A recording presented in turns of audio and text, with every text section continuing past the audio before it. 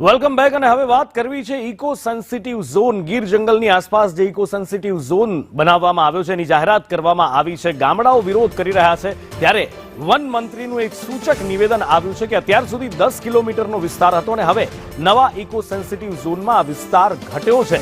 સિંહોના સંવર્ધન માટે એ eco sensitive zone જાહેર કરવામાં આવ્યું છે અને લોકોને મુશ્કેલી ન પડે એ પ્રકારની દરખાસ્તો મોકલવામાં આવી છે। 60 દિવસ સુધી તમામ રજૂઆતો સાંભળવામાં આવશે તેવી પણ હૈયાધારણા તેમણે આપી છે।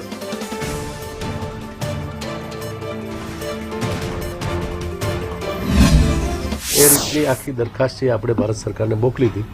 18 સપ્ટેમ્બરના દિવસે ભારત સરકારે આ જાહેરનામું પ્રસિદ્ધ કર્યું છે અને 60 દિવસ સુધી જે કંઈ વાંધા સૂચનો હશે, કોઈ ગામના વાંધા હોય, કોઈ અલગ અલગ NGO પણ બે બાજુની રજૂઆત હોય છે।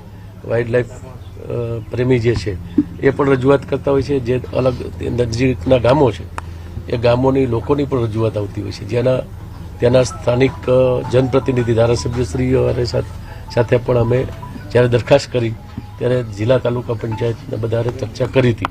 છતાંય હજી કોઈને જે કંઈ રજૂઆત કરવી હશે એ રજૂઆત સાંભળી અને આખરી જાહેરનામું પહેલાં સરકાર જે વ્યાજબી કોઈ વાત હશે એમાં ધ્યાને લેશે।